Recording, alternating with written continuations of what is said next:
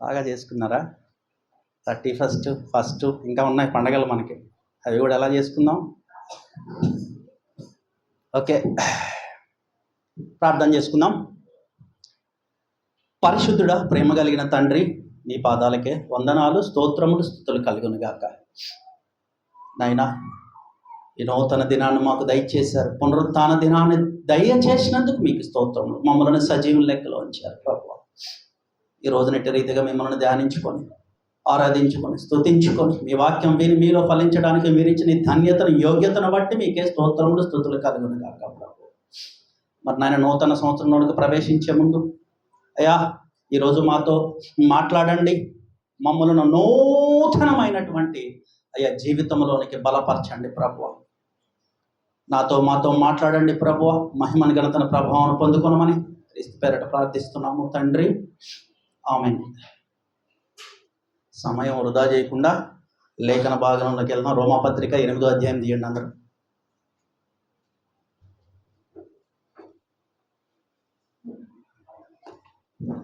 8, 9 చూడండి.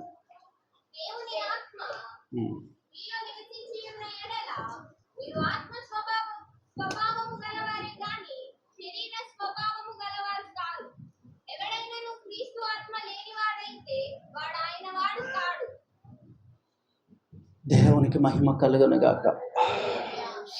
ఈ రోమాపత్రిక గురించి ఒక 2 నిమిషాలు చెప్తా వినండి. ఈ రోమాపత్రికలో దేవుడు 2 రకాల గుంపులను గురించి చెప్పాడు. ఒకటి శరీరానుసారులు, 2 ఆత్మానుసారులు. సో శరీరానుసారులు అంటే అన్యజనులు కాదు, క్రైస్తవేతరులు కాదు, వాళ్ళ గురించి చెప్పింది కాదు. ఇది కేవలం సంఘానికి చెప్పింది. అంటే సంఘములో 2 గుంపులు ఉన్నాయి. సంఘము అంటే సార్వత్రిక సంఘము, భూమి మీద ఉన్న మొత్తం దేవుని సంఘాన్ని సార్వత్రిక సంఘం అంటాం మనం. సో ఈ సంఘంలో 2 రకాల గుంపులు, 2 బ్యాచ్లు ఉన్నాయి. ఒక బ్యాచ్ ఏంటి? శరీరానుసారమైనటువంటి జీవితాన్ని గడిపేటటువంటి గుంపు. ఇక రెండోది ఉంది, ఆత్మానుసారంగా జీవిస్తూ ఆత్మపుణ్యులుగా ఉంటూ ఆత్మ చేత నడిపించబడుతూ ఉండేటటువంటి ఆత్మానుసారులు. 2 గుంపులను గురించి ఇక్కడ పత్రిక మొత్తం రాశాడు. పరిశుద్ధాత్మ దేవుడే, దేవునికి మహిమ కలుగునుగాక, ఖండించి చెప్తున్నాడు దేవుడు. ఇక్కడ ఒక లేఖనంలో మనకు ఒక విషయాన్ని ఏంటంట,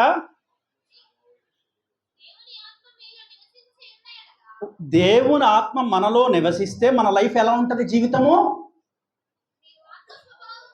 ఆత్మ స్వభావం కలిగి ఉంటాము, ఆత్మ ఫలాలతో నింపబడి ఉంటాము, కృపావరాలతో నింపబడి ఉంటాము, దేవునికి ఇష్టలుగా ఉంటాము, ఎత్తబడే సంఘములో కూర్చబడతాము. 8 చదువమ్మా. 8లో చూడు, ఫస్ట్ స్టార్టింగే. కాగా శరీర స్వభావం గలవారు దేవుణ్ణి సంతోషపరచనేరరు. ఆత్మానుసారులైతే దేవునికి ఇష్టలు, అదే శరీరానుసారులైతే అసలు దేవునికి వాళ్ళ వల్ల ఎటువంటి లాభము లేదు, ఎటువంటి సంతోషము కూడా లేదు. అందుకనే గత వర్తమానంలో మీకు చెప్పా, నీవు బ్రతుకుచున్నావని పేరు మాత్రం ఉన్నది కానీ చచ్చిన వానితో సమానం వాళ్ళు. ఎందుకంటే మనకు లేఖనం ఏం చెప్తుందంటే, ఆదాము పాపం చేసి ఆత్మలో చనిపోయిన దగ్గర నుంచి ఎఫ్ఎస్సి 2:1 వరకు మనకి దేవుడు ఏం చెప్తున్నాడంటే, మన అపరాధముల చేత పాపముల చేత చచ్చిన వారమై ఉన్నాం. కాకపోతే లోకములో శరీరానుసారంగా తిరుగుతున్నాం మనం. కానీ దేవుని యొక్క దృష్టితో చూస్తే, ఆయన విషయంతో చూస్తే, లేఖనపు వెలుగులో చూస్తే మనం ఎవరము? చచ్చిన వారము. మరి చచ్చిన వారు పరలోకంలో ప్రవేశిస్తారా? పరలోకం ఎవరికి? బ్రతికిన వారికి.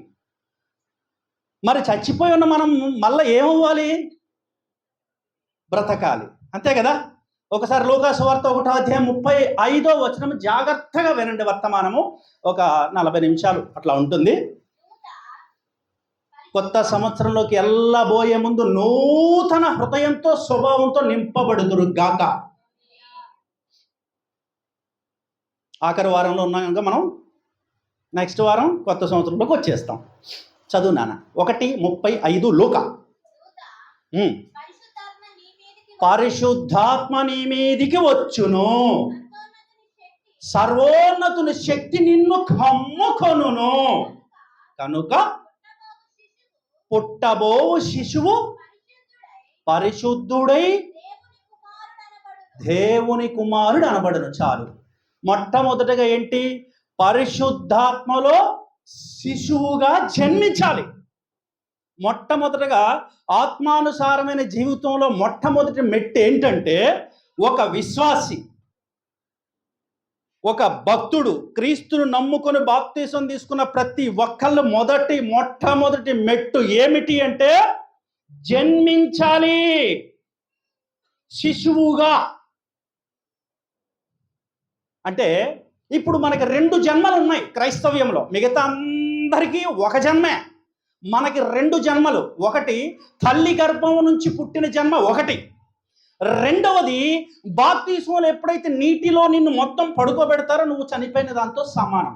అంటే ఎలాగా అంటే క్రీస్తు యొక్క మరణంలోనికి నువ్వు పాలు పంపులు పొందావు అంటే నువ్వు చచ్చిన వానితో సమానము. ఎప్పుడైతే నీటిలో నుంచి బయటికి లేచావో క్రీస్తు పునరుత్థానంలో పాలు పంపులు పొందావు అంటే నూతన జన్మ. ఇదిగో పాతవి గతించెను కొత్తవాయెను. ఇది నూతన జీవం ఇచ్చాడు మనకి. మన పాత జీవం ఏమైంది? ఆయనతో పాటు సమాధిలో మనం మరణించాం. ఇక తల్లి గర్భం నుంచి వచ్చిన జన్మ అక్కడితో క్లోజ్. ఇప్పుడు మనం బాప్తీసం తీసుకుని ఉన్నాం. చేతులు ఎత్తండి, ఎంతమంది బాప్తీసాలు తీసుకున్నారో? బాప్తీసం తీసుకున్న ప్రతి ఒక్కరూ కూడా క్రీస్తులో నూతనముగా జన్మించిన వారే. దేవునికి మహిమ కలుగునుగాక. అందుకే ప్రకటన గ్రంథంలో ఉంటుంది ఒక మాట, రెండవ మరణము ఏమాత్రం హాని చేయదంట.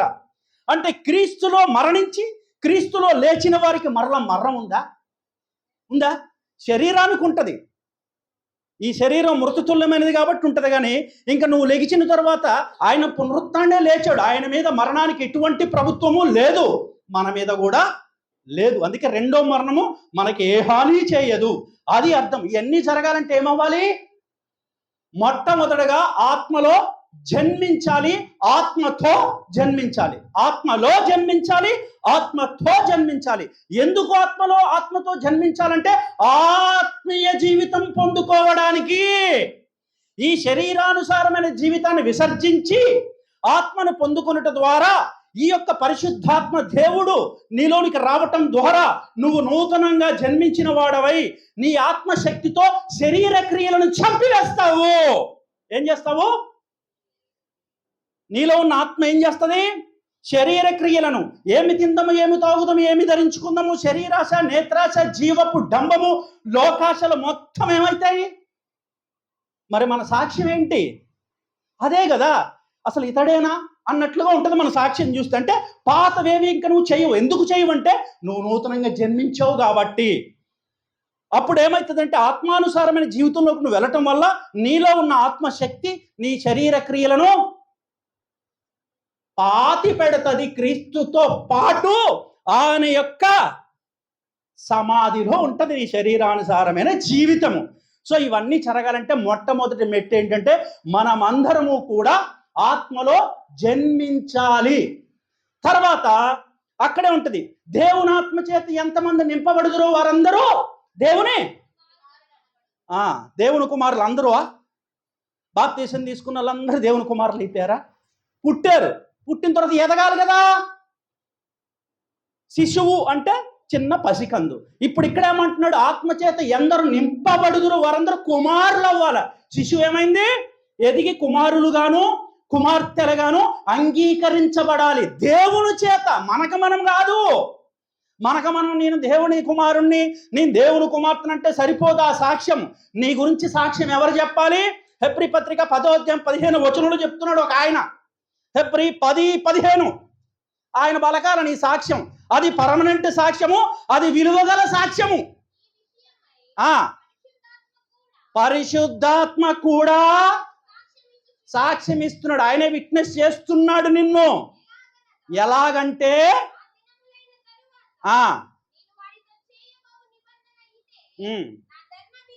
నా ధర్మ విధులను హృదయమునందుంచి వాక్యం అనే దాన్ని నీ హృదయం అనే పలక మీద లిఖిస్తాడు ఆత్మదేవుడు వచ్చి. అప్పుడు 17లోకి వెళ్ళినాను. నేనన్నటికీ జ్ఞాపకం చేసుకోను. అంటే నీ పాత పాపిష్టి జీవితము, శరీరానుసారమైన జీవితం పోయి వాక్యానుసారమైన జీవితంలోకి వచ్చావు అని పరిశుద్ధాత్మ దేవుడు పలుకుతున్నాడు. 17 చదువు నాన్న, కిందకు వచ్చేసాయి. వారి పాపములను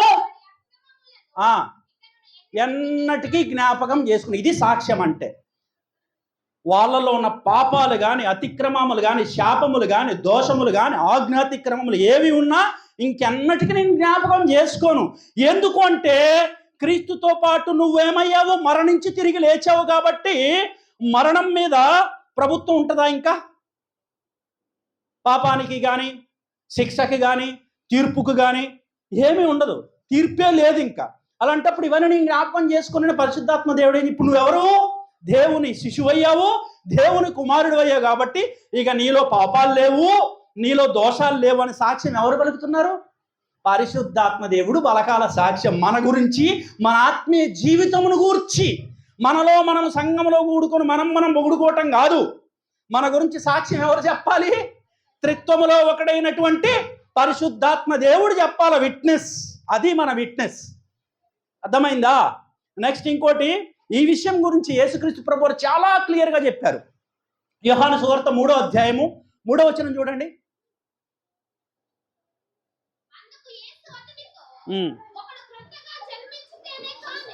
క్రొత్తగా, ఇందాక చెప్పాను కదా, జన్మించాలట మనం అందరం కూడా.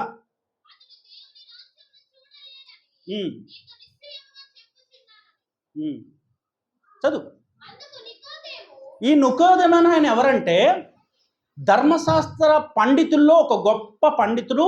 ఈయన ఒక ఫాస్టర్ గారు. ఎవరు? నికోదేము. యూదుల చట్టసభలో 70 మంది పెద్దలు ఉంటారు. వాళ్ళకు ఒక చట్ట సభ ఉంటుంది, కోర్టు. అందులో ఉన్న 70 మందిలో ఒకడేనా అంటే ఈయనెవరు? ధర్మశాస్త్ర బోధకుడు, ఫాస్టర్ గారు, పెద్ద ఫాస్టర్ గారు, చిన్న ఫాస్టర్ కాదు ఈయన. ఎవరో చాలా పెద్ద ఫాస్టర్ గారు. ఈ చాలా పెద్ద ఫాస్టర్ గారికి యేసు ప్రభు వారు ఒక ఉపదేశం చేస్తున్నాడు ఇక్కడ. ఎవడైనాను నీటి మూలముగా ఆత్మ మూలంగా జన్మించని ఎడల నాకు పాత్రుడు కాదు అంటే, ఈ నికోదేము ఏమంటాడంటే, ఇప్పుడు నేను ఎలా జన్మించాలి? మళ్ళీ నా తల్లి గర్భంలో దూరి మళ్ళీ బయటికి రావాలా? మరలా జన్మించాలని అడుగుతున్నారు. ఎవరైనా? పెద్ద ఫాస్టర్ గారు. అప్పుడు చెప్పాడు క్రీస్తు 8వ వాక్యంలోకి రా.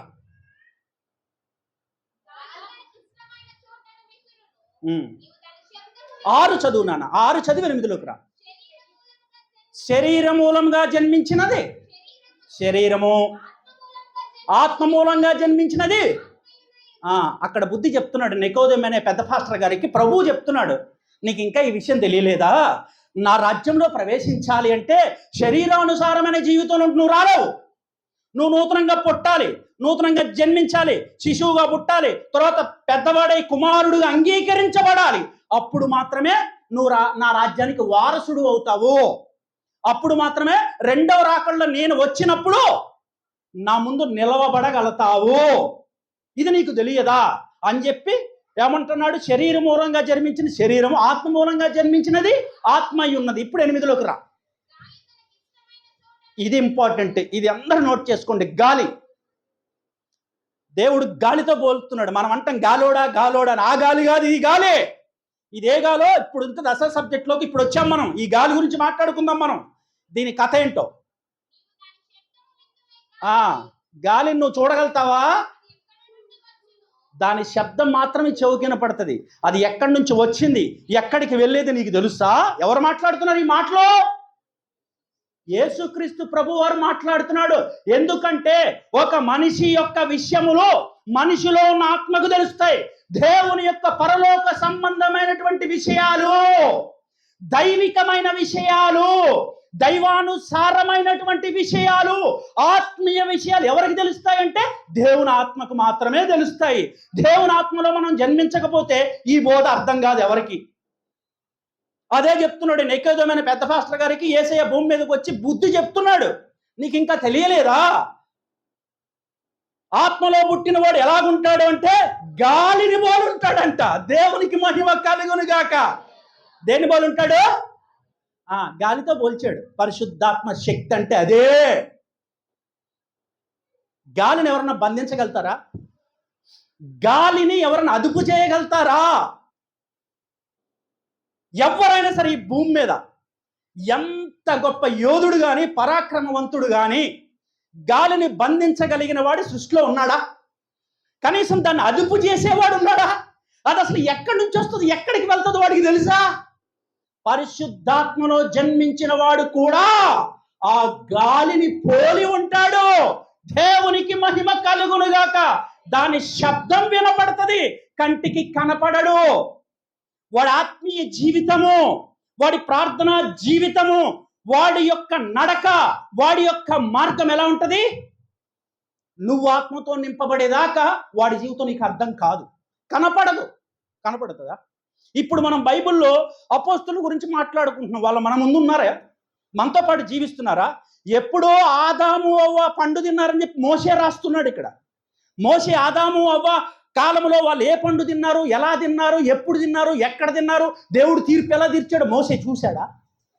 మరి ఎలా రాశాడు? కొన్ని వందల సంవత్సరాల క్రితం ఆదిలో జరిగిన విషయాన్ని మోషే ఎలా రాశాడు? ఆది కాండంలో. మోషే రాసిన విషయాన్ని పౌలు భక్తుడు పత్రికల్లో రాస్తున్నాడు. ఎలాగా? వాళ్ళకి వీళ్ళకి మధ్య గ్యాప్ ఎంత ఉంది? కొన్ని వందల సంవత్సరాల గ్యాప్ ఉంది కదా. మరి ఎప్పుడో మోషే చెప్పిన విషయాల్ని ధర్మశాస్త్రము గూర్చి పౌలు పత్రికల్లో రాస్తా ఉంటాడు. మోషే వచ్చి చెప్పాడా పౌలుకి? ఎవరు చెప్పారు? ఇవాళ వాళ్ళ గురించి మనం అందరం మాట్లాడుకుంటున్నాం. మన కళ్ళ ముందు ఉన్నారా వాళ్ళు? ఏం వింటున్నాం మనం? ఈ శబ్ద యంత్రము ద్వారా ఏం వింటున్నాము? వాక్యాన్ని వింటూ ఉన్నాము. అంటే గాలి దాని పని ఎలా చేస్తుంది? గాలి ఎక్కడి నుంచి వస్తుందో, ఎక్కడికి వెళ్తుందో ఎవరికీ తెలియదు. ఇప్పుడు ఎర్ర సముద్రం 2 పాయలుగా చీల్చబడ్డది. ఎలాగా? అదే పరిశుద్ధాత్మ శక్తి అంటే అదే. 2 పాయలుగా చీల్చింది ఏంటి ఎర్ర సముద్రాన్ని? గాలి. సునామీ వచ్చింది సముద్రంలో. ఏమయ్యారు అందరూ? ఆత్మలో పుట్టినవాడు ఒక సునామీ. దేవునికి మహిమ కలుగునుగాక.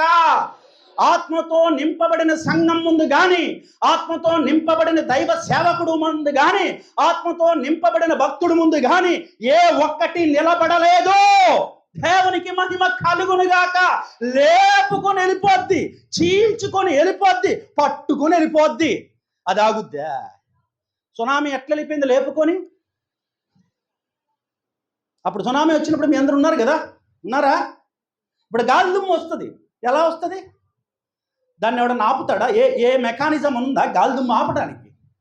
వచ్చిందంటే తిప్పుకొని మొత్తం టాపులు గీపులు లెగిసి వెళ్ళిపోవాలా? వెళ్ళిపోతాయా?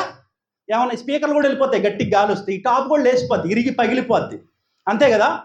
అలా ఉంటుందంట. యేసుక్రీస్తు ప్రభు చెప్పే మాట నాకు ఎంత గొప్ప అర్థం ఉంటుందో తెలుసా? గాలి అంటే అదుపు చేయలేనిది. దేవునికి మహిమ కలుగునుగాక. గాలి అంటే ఎదుర్కోలేనిది. దేవునికి మహిమ కలుగునుగాక. గాలి అంటే ఎక్కడి నుంచి వస్తుందో, ఎక్కడికి వెళ్తుందో దానికి తప్ప ఇంకొరకం తెలుసా? అదే ఉంటుంది. 8వ వచనం చదవండి. తనకిష్టమైన చోటు, అది ఎక్కడికి విసరాలనుకుంటుందో అక్కడికే వెళ్తుంది.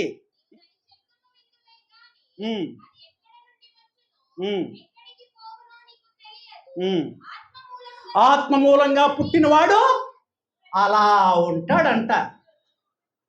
మనం అనుకునే గాలోడు కాదు ఈ గాలోడు. ఈ గాలోడు ఎవరు? పరిశుద్ధాత్మ చేత అభిషేకించబడిన వాడు, ఆత్మ పూర్ణుడు, ఆత్మలో జన్మించిన వాడు, ఆత్మ చేత ముద్రించబడిన వాడు. వాడి ముందు ఏమైనా మిగులుతాయా? సునామీ ముందు ఏమైనా మిగిలిందా? ఎర్ర సముద్రం చీల్చబడిందే. ఎరికో కోట గోడలు కూల్చబడ్డాయా లేదా? గోడలు సైతం ఏమయ్యాయి? సింహాలు సైతం ఏమయ్యాయి? చీల్చబడ్డాయి. ఎలుగుబంట్లు సైతం ఏమయ్యాయి? చీల్చబడ్డాయి. నీ ముందు ఎవరు నిలబడగలిగేవాడు ఉన్నాడా? చెప్పండి గట్టిగా స్తోత్రం. ఆత్మ నింపుదల అంటే దీన్ని బట్టి అర్థం అవ్వాలా. మన మీద ఉన్నది ఆత్మ, దురాత్మ అనేది. ఆత్మ చేత నింపబడితే ఎదురేమన్నా ఉంటుందా? నువ్వు బయలుదేరి వెళ్తుంటే నిలబడుతుందా? గాలి ముందు ఏమన్నా నిలబడగలిగిందా? లేదే. నీరు సైతం విభాగించబడింది, ఉరుకులు పరుగులు పెట్టింది ఎర్ర సముద్రం దేవుని పిల్లలు వస్తుంటే. ఆ శక్తి ఎవరిది? పరిశుద్ధాత్మ దేవుని శక్తి అంటే అదే చెప్తున్నాడు ఇక్కడ. నికోదేము అనేటటువంటి పెద్ద పాస్టర్ గారికి చెప్తున్నాడు ఈ సోదంతా. ఇంత మూలపాఠం నేర్చుకోలేకపోయావా? ధర్మశాస్త్ర బోధకుడు అయ్యుండి అని చెప్పి మాట్లాడుతూ ఉన్నాడు. శరీరము వలన జన్మించింది శరీరం అయితే, ఆత్మ వలన జన్మించింది ఏంటంట? ఆత్మయ్య ఉన్నది. మనము పరిశుద్ధాత్మలో జన్మించకపోతే,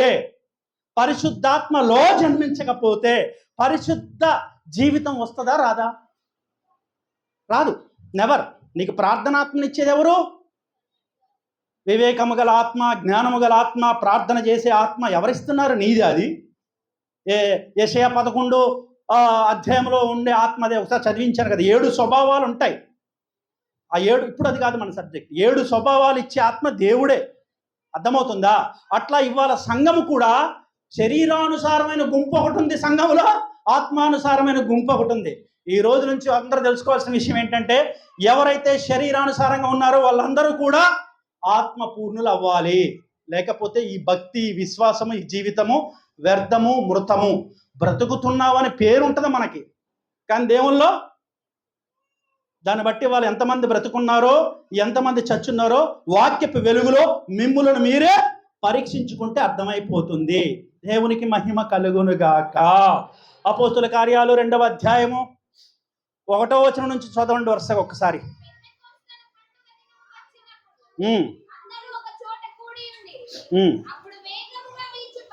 మళ్ళీ ఇక్కడేదో చెప్తున్నాడు.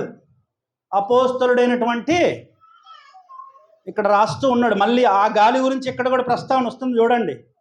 పెంతెకొస్తు భవనంలో యేసుక్రీస్తు ప్రభువారు ఆరోహణం అయ్యే ముందు చెప్పాడు వాళ్ళకి, మీరందరూ కూడా కనిపెట్టుకొని ఉండండి, ప్రార్థన బాగా చెయ్యండి, అప్పుడు వస్తాడు మీ మీదకు ఒక ఆయన. ఎవరు? పరిశుద్ధాత్మదేవుడు. డైరెక్ట్గా మీరు పరిచర్యలోకి వెళ్ళొద్దు, వెళ్ళిపోండి అని పంపించాడా? పంపించడా. మీరందరూ కూడా కనిపెట్టుకోండి, ఆదరణకర్త కోసము, సమాధానకర్త కోసము, సత్యస్వరూపు కోసం కనిపెట్టుకొని ప్రార్థన చేస్తే ఆయన వచ్చి మిమ్మలను సర్వసత్యంలోనికి తీసుకెళ్తాడని చెప్పాడు. క్రీస్తు చెప్పాడు కాబట్టి ఈ పెంతెకొస్తు దినమందు వాళ్ళందరూ ఏం చేస్తున్నారు? ఇక్కడ మీరు కూడా అదే చేయాలి. చదువమ్మా. వేగముగా వీచు బలమైన గాలి వచ్చిందంట.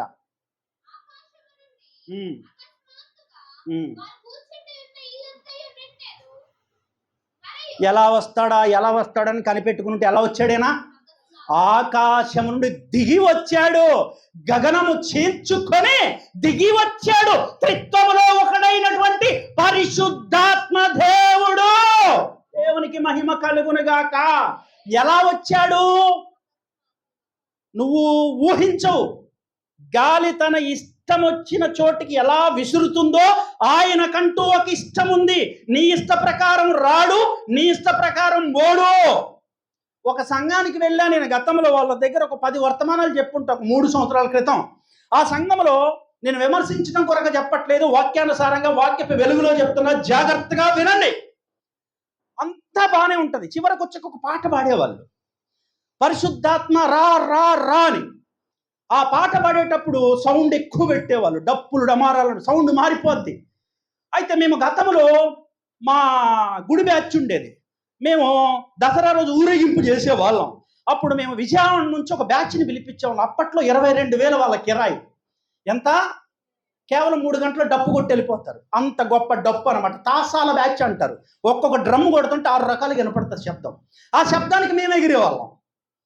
మేము ఒక 120-130 మంది పిల్లలు ఉండేవాళ్ళం. ఎరతమ్ముడు వాళ్ళు కొడుతుంటే ఆ శబ్దానికి పూనకాలు వచ్చి ఇమి డాన్సులు వేసేవాళ్ళం, రంగులు పూసుకొని.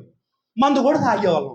నాకు చర్చిలో అదే కనపడ్డది. ఆ రోజు చూసా, బాగా దుఃఖించా, ప్రభు ముందు బాగా నిజంగా ప్రార్థన చేశా. ప్రభువా, నేను ఏ జీవితాన్ని విసర్జించొచ్చు, ఆ జీవితం కనపడుతుంది నాకు నీ సన్నిధిలో. అలాగే మునిసిపి కొట్టి పరిశుద్ధాత్ముడ రా అంటే వీళ్ళందరూ ఎగురుతున్నారు. లాంచ్ చర్చిలో ఎగురుతారు. నేను ఆపి ఒక రోజు అన్న, మీ అందరి మీదకి పరిశుద్ధాత్మ వచ్చింది కదా, భాషలు మాట్లాడండి అని అడిగారు. ఆ పాస్టర్ గారు ఎట్లా చూశాడు, మీరు కామ్గా ఉండండి అని చెప్పారు. ఎందుకంటే దేవుడు ఏం చెప్పాడు? ఖండించు, గద్దించు, బుద్ధి చెప్పు అన్నాడు. అన్ని దేవునికి వదిలేయద్దు. మన మీద ఏముంది? మనకు ఒక బాధ్యత ఇచ్చాడు దేవుడు. ఊకే దేవుడు వస్తాడు, దేవుడే చూసుకుంటాడు. నువ్వేం చేస్తావు? సంక నాకుతావా? ఏం చేస్తావు నువ్వు? ఖండించు. సత్యం నుంచి తొలగిపోయిన వాళ్ళని ఖండించి బుద్ధి చెప్పి సత్యంలో ప్రతిష్ఠించు. ఆ బాధ్యత సంఘానికి అప్పచెప్పాడు దేవుడు. ఎవరికి అప్పచెప్పాడు? నువ్వు వాక్యం వింటున్నావా? వాక్యంలో లోతైన సత్యాన్ని తెలుసుకుంటున్నావా? నువ్వు తెలుసుకున్న సత్యాన్ని చెప్పవా ఎవరికి? వెలిగించబడిన నీవు అనేకులను వెలిగించవా? మనకు తెలుసు అది సత్యం కాదని, మనకు తెలుసు అది నటనని, మనకు తెలుసు అది అపవాది. ఎవరది? అల్లరికి కర్త దేవుడు. దేవుడు అల్లరికి కర్త, సమాధానానికి కర్త.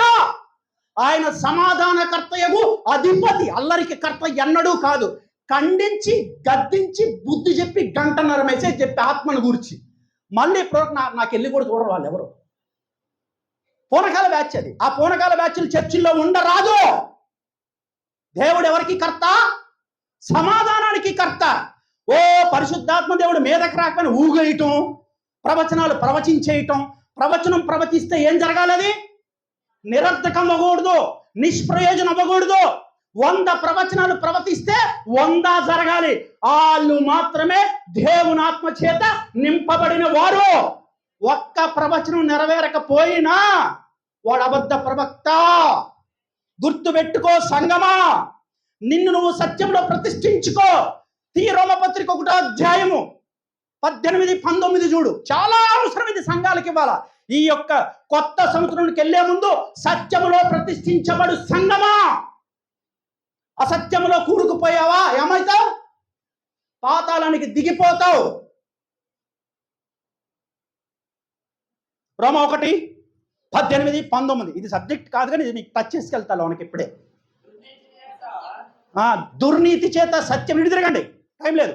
దుర్నీతి చేత సత్యమును అడ్డగించు మనుషుల యొక్క సమస్త భక్తిహీనత మీదను, దుర్నీతి మీదను దేవుని కోపము పరలోకము నుంచి బయలుపరచబడుతూ ఉందంట.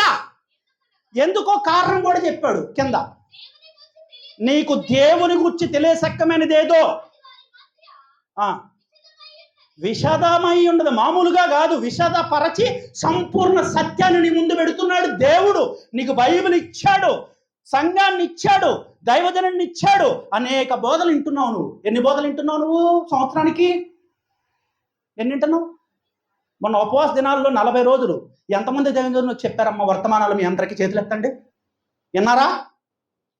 అంటే మీ ముందు సత్యం ప్రకటించబడుతుందా లేదా? అంటే దేవుని గురించిన జ్ఞానం మీ ముందు ఏమవుతుంది? విశద పరచబడి. ఎవరు చెప్తున్నారు? అది చదువు.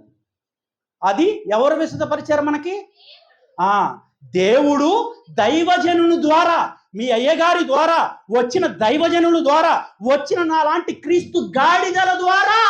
నేను దైవజనుని కాదు, నీ క్రీస్తు గాడిదనే. ఆయన నా మీద భారం మోపుతా, భారాన్ని వచ్చి సంఘం దగ్గర దించేసి వెళ్ళిపోతా. నా జీతం పరలోకం నుంచి వస్తుంది. దేవునికి మహిమ కలుగును గాక. నీళ్ళు కూడా తాగా నేను ఎవరి దగ్గర, రూపాయి కూడా తీసుకున్నాను ఎవరి దగ్గర. అంటే ఇది గొప్ప కోసం కాదు, దేవుని కోసం చెప్తున్నా. దేవునికి మహిమ కలుగును గాక.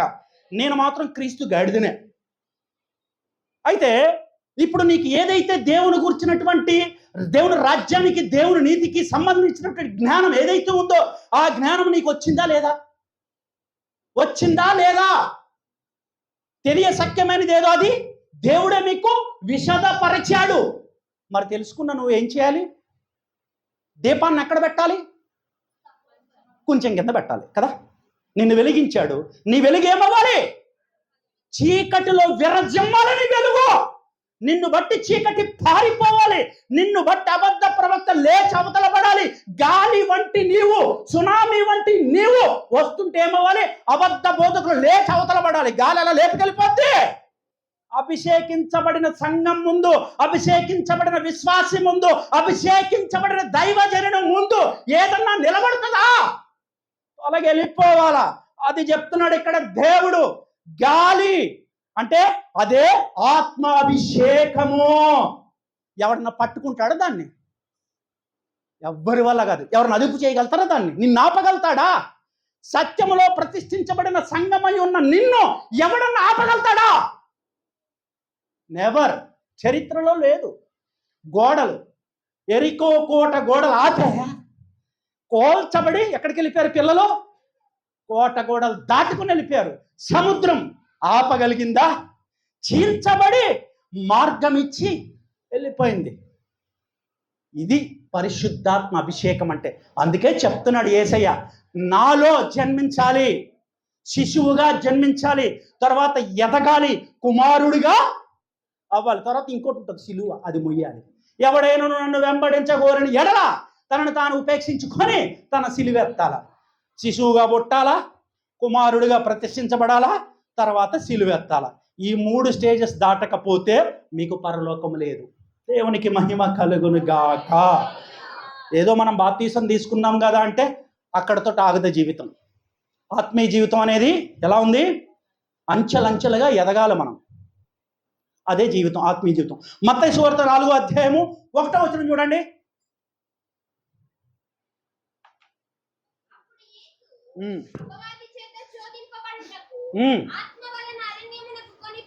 చాలు. యేసుక్రీస్తు వారు ఇప్పుడు ఎలా ఉన్నాడు? ఆత్మచేత నింపబడి ఉన్నారు, ఆత్మచేత నడిపించబడుతూ ఉన్నాడు. ఆత్మదేవుడు ఎక్కడికి నడిపాడు? క్రీస్తుని శోధించబడుటకు ఉందా, శోధకుడి దగ్గరికి పంపాడు. సాక్షాత్తు పంపింది ఎవరు? దేవుడే పంపాడు. నిన్ను నన్ను ఎక్కడికి పంపుతాడు ఇప్పుడు? యేసుక్రీస్తు వారు అపవాది దగ్గరికి పంపించబడ్డారు. శోధకుడి దగ్గరికి, శోధనలోనికి, శ్రమలలోనికి, కష్టాల్లోనికి వెళ్ళాలి. వెళ్ళి ఏం చేశాడు యేసయ్య? శోధకుడిని జయించాడా, ఓడిపోయాడా? వాడి వాక్యంతో ఓడిద్దాం అనుకున్నాడు యేసయ్యని, కానీ యేసయ్య అదే వాక్యంతో గెలిచి చూపించాడు. ఎందుకు వెళ్ళాలి? ఈయన సృష్టికర్త కదా, ఈయనెందుకు శ్రమల్లోకి వెళ్ళాలి? ఆయనకి ఏం అవసరం? పరలోకం కూర్చొని చిటికెత్తి అయిపోద్ది, ఇలా అంట అయిపోద్ది మొత్తం. ఆయన ఇలా అనలా, వచ్చి మానవ శరీరాన్ని ధరించుకొని ఆత్మను పొందుకొని ఆత్మచేత శ్రమల్లోనికి, కష్టాల్లోనికి, అపవాది దగ్గరికి నడిపించబడ్డాడు. నడిపించింది ఎవరు అంటే క్రీస్తులో పుట్టిన నువ్వు. ఎక్కడికి నడిపించబడతావు? విందులకి, వినోదాలకి, ఫంక్షన్స్కి, సినిమాలకి, షికార్లకి, డబ్బు సంపాదించుకోవడానికి, స్థలాలు సంపాదించుకోవడానికి, పొలాలు సంపాదించుకోవడానికి నడిపించబడతాం కదా. దానికేనా? నిజంగా బాప్తీసం తీసుకుని ఆత్మను పొందుకున్నవాడు ఎక్కడికి నడిపించబడ్డాడని లేఖనం చెప్తోంది. శోధనలోనికి నడిపించబడతాడు. ఎందుకు అంటే యేసుక్రీస్తు వారు శోధనలోనికి నడిపించబడ్డాడు, శోధనని జయించాడు, అపవాదిని జయించాడు. నీ ముందు ఒక మాదిరి పెట్టిపోయాడు. నా వెనక రా, సిలువెత్తుకున్నాను, అదే సిలువ. దేవునికి మహిమ కలుగునుగాక. సిలువ అంటే ఏంటంటే ఆయన చూపిన మార్గము. సిలువ అంటే ఏంటంటే ఆయన మాదిరి. అలా నడవాల మనం. అదే కరెక్ట్ ఆత్మీయ జీవితం అంటే. అదే ఎట్లా పడితే అట్లా నడిచేది ఏ జీవితము? శరీరానుసారమైన జీవితము. శరీరానుసారమైన జీవితం ఏంటి అంటే మృతము. నువ్వు మృత్యులోకి పోతావు. ఆత్మానుసారమైన జీవితం ఏంటంటే నిత్య జీవము. నువ్వు పరలోకం పోతావు. 2 మార్గాలు నీ ముందు పెట్టాడు, 2 గుంపులను నీకు చూపిస్తున్నాడు ఈ ఆదివారం పూట. నేర్చుకో, బలపడు, స్థిరపడు, ఆయనలో ఫలించడి కొమ్మగా ఉండు. దేవునికి మహిమ కలుగునుగాక. ఎందుకు ఆయన శోధనలోనికి వెళ్ళాడు అంటే దాన్ని జయించడానికి వెళ్ళాడు. ఇప్పుడు నువ్వెందుకు వెళ్తున్నావు? ఓడిపోవటానికా? నువ్వెందుకు వెళ్తున్నావు? నిన్ను పంపిస్తున్నాడు. ఇప్పుడు నువ్వు వెళ్ళాల్సిందే. ఆయన మార్గమే. ఆయన మార్గము, సత్యము, జీవం ఎవరు? ఆయనే. ఇప్పుడు ఆయన నడిచిన మార్గంలో వెళ్దామా, శరీరానుసారమైన మార్గంలోకి వెళ్దామా? సో ఆత్మానుసారంగా మనం ఉన్నాం కాబట్టి ఇప్పుడు ఆయన మార్గంలో శోధనలో నుంచి వెళ్ళాలి, కష్టాల్లో నుంచి వెళ్ళాలి, నిందల్లో నుంచి వెళ్ళాలి, అవమానాల్లో నుంచి వెళ్ళాలి. వాటన్నింటి మీద యేసు నామములో ఆత్మశక్తి చేత ప్రతి కాడి విరగొట్టబడి జయం పొందుకోవాలి. దేవునికి మహిమ కలుగునుగాక. అందుకే అన్నాడు, ప్రయాసపడి భారము మోసుకొనుచున్న సమస్త జనులారా నా వద్దకు రండి, నా కాడె మీ మీద మోపుతా, నా కాడె సులువైనది. అప్పుడేమొస్తుంది? మీకు ఏమొస్తుంది? విశ్రాంతి.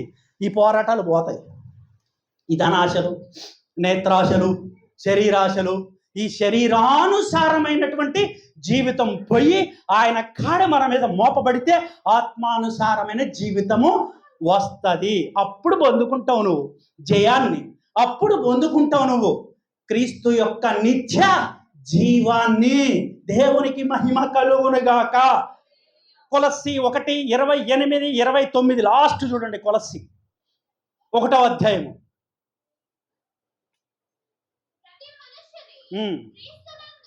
ఈ లేఖనం కొంచెం కన్ఫ్యూజ్గా ఉంటుంది, జాగ్రత్తగా వినండి.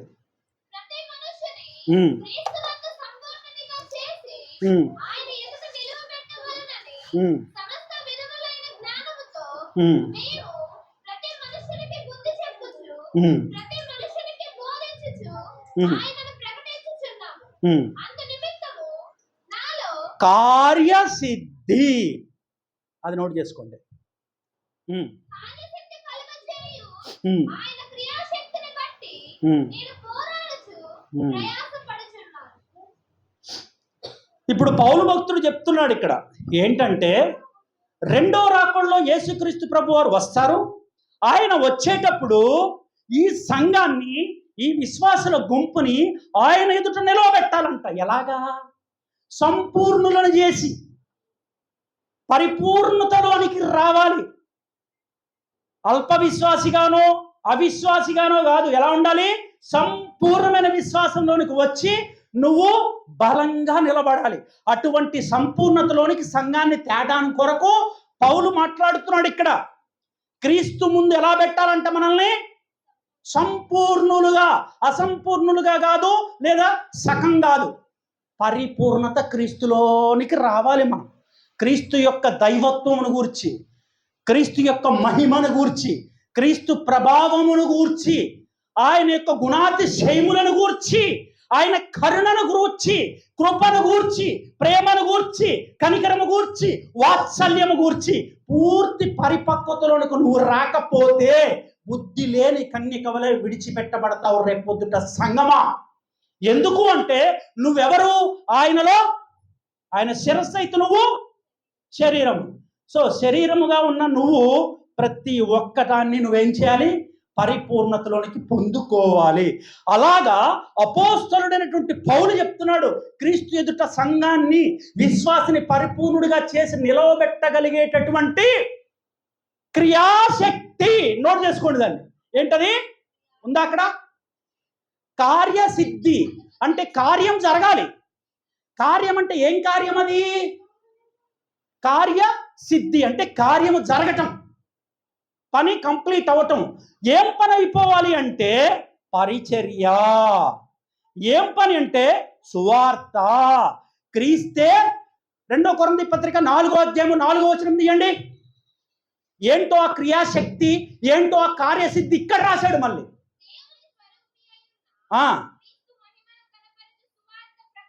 దేవుని స్వరూపం మరెవరో కాదు, దేవుని స్వరూపం క్రీస్తే. క్రీస్తే దేవుడు, క్రీస్తే దేవుని మహిమ, క్రీస్తే సృష్టికర్త అనేటటువంటి సత్యాన్ని, అనేటటువంటి సువార్తని, ఆ కార్యాన్ని జరిగించాలి అంటే ఎవరి వల్ల జరుగుద్దట? క్రియాశక్తి కావాలి. సువార్త ప్రకటించబడాలి అంటే నీలోనికి క్రియాశక్తి రావాలి. దేవుని పని చెయ్యాలి అంటే నీలోనికి ఏం రావాలి? అందుకని మనం ఒక్కరికి కూడా సువార్త చెప్పలేకపోతున్నాము. ఎందుకు కారణం ఇప్పుడు అర్థమైందా? మనలోకి ఏం రావాలి? క్రియాశక్తి రావాలి. క్రియాశక్తి వస్తే తప్ప కార్యసిద్ధి జరగదు. క్రియాశక్తి అంటే పరిశుద్ధాత్ముని శక్తి, అభిషేకము, దేవునిలో జన్మ. నువ్వు దేవునిలో జన్మించకపోతే అసలు దేవుని గురించి జ్ఞానం నీకు ఉంటుందా? నీకే జ్ఞానం లేనప్పుడు ఇంక నువ్వెవరికి బోధిస్తావు? సువార్త బోధించగలుగుతావా? వెళ్ళి ఎవరికన్నా? ఆ భారం ఉంటుందా నీకు? ఆ ప్రయాస ఉంటుందా? అసలు నీకు ప్రయాసే లేదు. పౌలు అంటాడు, అయ్యో నేను సువార్త ప్రకటించని ఎడల నాకు శ్రమ. ప్రకటిస్తే రాళ్ళతో కొట్టారు ఆయన. అందులో లేదట శ్రమ. ఎందులో ఉందట శ్రమ? ఆయన లేఖనాలు ఎంత గొప్పయో తెలుసా? పౌలు ప్రత్యక్షతలు ఎంత గొప్పయో తెలుసా మీకు? ఏమంటా అన్నాడు? అయ్యో సువార్త ప్రకటించకపోతే నాకు శ్రమ. ప్రకటించకపోతే ఎలా ఉంటుంది? ఆయన ఇంట్లో కూర్చుని హాయిగా తిని ఫ్యాన్ కింద చక్కగా పడుకోవాలి ఏసీలో. అది శ్రమ అంట ఆయనకి. శ్రమ లేనిది ఏంటంటే రాళ్ళతో కొట్టబడటము. అర్థమైందా మీకేమన్నా? అలా పెట్టకండి మోకాలు. సువార్త చేస్తే ఎలా కొట్టారు ఆయన్ని? ఇంతింత రాళ్ళతో కొట్టారు. ఆఖరికి తలకాయ కూడా తీసేశారు. కానీ ఈయన ఏమంటున్నాడు? ఆ లోనున్న కార్యసిద్ధిని కలగజేసేటటువంటి ఆ క్రియాశక్తి ఏం మాట్లాడుతుంది? పౌల్లో నుంచే. ఆ క్రియాశక్తి మాట్లాడే మాటలు ఆత్మశక్తితో నింపబడిన వాడి మాటలయ్యే. శరీరానుసారులు మాటలు ఎలా ఉంటాయి తెలుసా? సువార్త ఏంటి? అబ్బో నాకు నడువు నొప్పండి, అబ్బో నాకు తలకాయ నొప్పండి, అబ్బో నేను అడవుల్లోకి వెళ్ళలేనండి, అబ్బో నేను టైం కేటాయించలేనండి, నాకు ఉద్యోగం ఉందండి, నాకు వ్యాపారం ఉందండి, నాకు గాడిద ఇంట్లో గుడ్డు పెడుతుందండి. ఎవడు మాట్లాడే మాటలు ఇవన్నీ? దౌర్భాగ్యుడు వాడు, దిక్కుమాలిన వాడు క్రీస్తు రక్తంలో కడగబడిన వాడే కాదు, క్రీస్తు ఆత్మతో నింపబడిన వాడే కాదు. వాడు క్రీస్తు ఆత్మతో నింపబడితే మాటలు ఎలా ఉంటాయి? అయ్యో సువార్త ప్రకటించని ఎడల నాకు శ్రమ. ఇంట్లో కూర్చుంటే శ్రమ అంట ఆయనకి. అర్థమైంది లేఖనం? బయటికి వెళ్ళి రాళ్లతో కొట్టబడితే ఆనందం అంట. నిన్ను నువ్వు సమర్పించుకునేటటువంటి క్రియాశక్తి ఎవరిస్తున్నారు నీకు?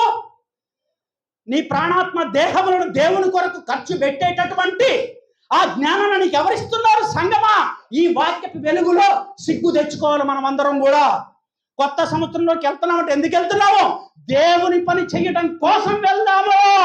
దేవుని రాజ్యాన్ని, దేవుని నీతిని ప్రకటించడం కోసం జ్వరపడదాము. నూతన సంవత్సరంలోనికి దేవునికి మహిమ కలుగును గాక. గట్టిగా చెప్పండి స్తోత్రం. బెక్కమకాలు పెట్టకండి, ఎందుకంటే నేను ఆశీర్వాదాలు చెప్పను. ఆశీర్వాదాలు ఎప్పుడని చెప్పటం అన్నారా నా బోధలో? ఆశీర్వాదాలు ఆయన ఏమన్నాడు? ఏమి తిందుము, ఏం ధరించుకుందాము? పక్షులను చూసి సిగ్గు తెచ్చుకోండి నా పిల్లలారా, వాటిని పెంచి పోషిస్తున్నాను. మీకేం కావాలో నాకు తెలియదా? మిమ్మల్ని అడిగి పుట్టించానా? నియమింపబడిన దినములలో ఒక్కటైనను కాక మునిపే నీ గ్రంథములో నా దినములు లిఖితములాయను దేవా. కీర్తన గ్రంథం 139వ అధ్యాయంలో ఉంటుంది, ఎత్తుక్కోండి. మన దినములు మొత్తం కూడా ఆయన దగ్గర లిఖితం అయిపోయాయి. మనం ఏం తినాలి? మనం నిద్రించుచుండగా, ఇటు చూడండి, అది ఎతకొద్దు, ఇటు చూడు అమ్మా. మనం నిద్రించుచుండగా ఆయన రాత్రిపూట నువ్వు నిద్రపోతుంటే తెల్లారి నువ్వు ఏ టిఫిన్ చేయాలి, మధ్యాహ్నం లంచ్ నువ్వు ఏం తినాలి, నైట్ డిన్నర్ నువ్వేం చేయాలి, నువ్వు ఏ బట్ట కట్టుకోవాలి, నువ్వు ఎక్కడికి వెళ్ళాలి, నువ్వు ఎలా వెళ్ళాలి, ఇవన్నీ ఎవరు నీకు ప్లానింగ్ చేసేది? ఎవరమ్మా? తల్లులు చెప్పండి, ఎవరు? నువ్వు ప్రార్థన చేస్తే చేస్తున్నాడా? నువ్వు నిద్రపోతే లెగిసే లోపు నువ్వు హాయిగా నిద్రపోతున్నావు రాత్రి, కానీ ఆలోచించేది ఎవరు? నిన్ను కాపాడువాడు. ఎప్పుడు వస్తావు ఆ స్టాండర్డ్లోకి సంగమా? బుర్రా బుద్ధి లేని సంగమా, ఎప్పుడు వస్తావు నువ్వు ఆ స్టాండర్డ్లోకి? నిన్ను గన్న నీ తండ్రి నువ్వు నిద్రపోతుంటే తెల్లారు నువ్వు ఏం తినాలి, ఏమి తాగాలి, ఏమి ధరించుకోవాలి, ఎక్కడికి వెళ్ళాలి అన్ని ప్లాన్ చేసేది ఎవరు? నిన్ను అడిగి చేశాడా? నువ్వు నిద్రపోతుంటేనే ప్లాన్ చేస్తున్నప్పుడు నువ్వు కన్నీరు కాచి ఉపవాసం చేసి ఎందుకు శోధిస్తున్నావు? దేవుణ్ణి పట్టుకో. నువ్వు దేని గురించి నీ శోధన? ఆయన రాజ్యం గురించి ప్రార్థించు, ఆయన నీతిని గురించి ప్రార్థించు. సువార్త పరలోకమందు నీ చిత్తం నెరవేరబడినట్లుగా భూమి యందును నీ చిత్తం నెరవేరాలి ప్రభువా అని ఉపవాసం చేసి ప్రార్థన చేయి. దేనికోసం చేయాలి చెప్పండి? పరలోకంలో ఆయనకు చిత్తం ఉందంట. ఆ పరలోకంలో ఆయనకున్న చిత్తం గురించి భూమి మీద నెరవేరాలి. అది ప్రార్థన. యేసయ్య నేర్పించింది అదేనా? పరలోకపు ప్రార్థన. కానీ అది చేయంగా మనం, ఎందుకంటే అందులో మనకు బెనిఫిట్స్ లేవు. బెనిఫిట్స్ అంటే శరీరానుసారాన్ని బెనిఫిట్స్ కావాలి. అందులో ఉన్న బెనిఫిట్స్ ఏంటంటే ఆత్మ పూర్ణులకు కావాల్సిన బెనిఫిట్స్ ఉన్నాయి. ఏం ఆశీర్వాదం ఉంది దాంట్లో? నువ్వు ఆత్మ పూర్ణుడు అవ్వటానికి కావాల్సిన బెనిఫిట్స్ దాంట్లో ఉన్నాయి. నీ చిత్తం నా జీవితంలో సంపూర్ణముగా నెరవేర్చు ప్రభు అని అర్థం ఆ ప్రార్థనకి. ఏ చిత్తం అంటే జగత్తు పునాది వేయబడక మునుపు మన కోసం ఆయన చేసుకున్న ప్రణాళిక. మనకేం కావాలి? మనకి రేపు పొద్దుట తిరగడానికి కారు కావాలి, బంగ్లా కావాలి, ఉద్యోగం కావాలి, వ్యాపారం కావాలి. వీటి గురించి మన ప్రార్థనలు ఉంటాయి. ఇస్తాడు. ఆయన ఇవ్వకుండా ఉంటాడు? ఆయన లేకుండా ఏమైనా జరుగుద్దా? ఆది అంతం రెండు ఆయనే. ఆయనలో పడి ఉన్నాం మనం అందరం. ఎటు పోము, ఆయనలోనే పుట్టాము, ఆయనలోనే మరణిస్తాము. ఇంకా ఆయనలో ఉండే మనకు ఇంకేమీ కొదువై ఉన్నాయి? నువ్వు నిద్రించుచుండగా ఆయన నీకు ఇస్తున్నాడే తెల్లారిపాటికి, నువ్వు మాత్రం హాయిగా పడుకుంటున్నావు. ఇది ఆయన స్టాండర్డ్.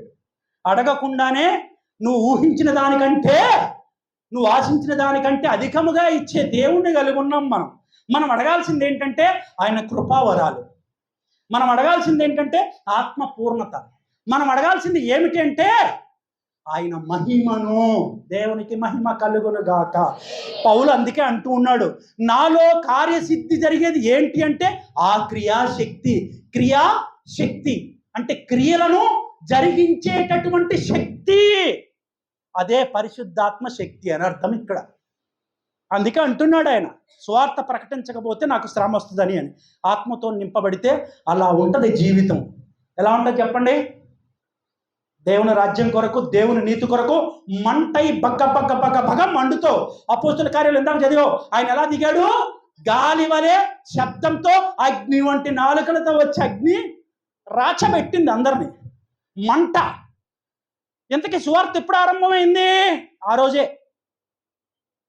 రోజేనా? పెంతెకొస్తు దినమందేనా? ఓకే.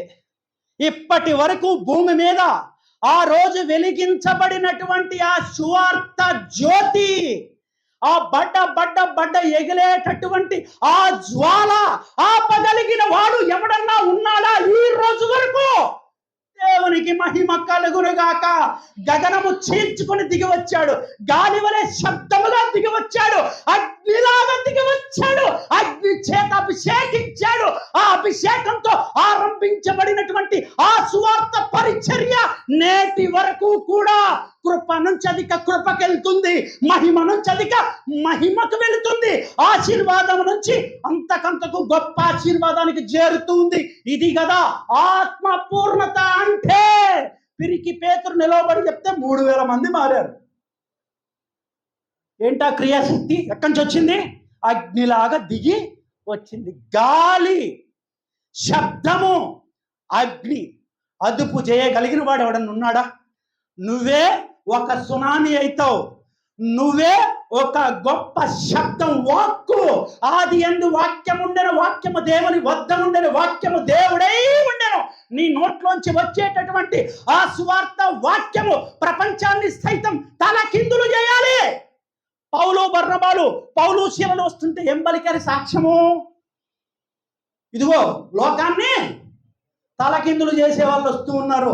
ఏమి శక్తి అది? లోకాన్ని తలకిందులు చేసే శక్తి ఏమిటి? వాళ్ళల్లో ఉన్న శక్తి ఏమిటి?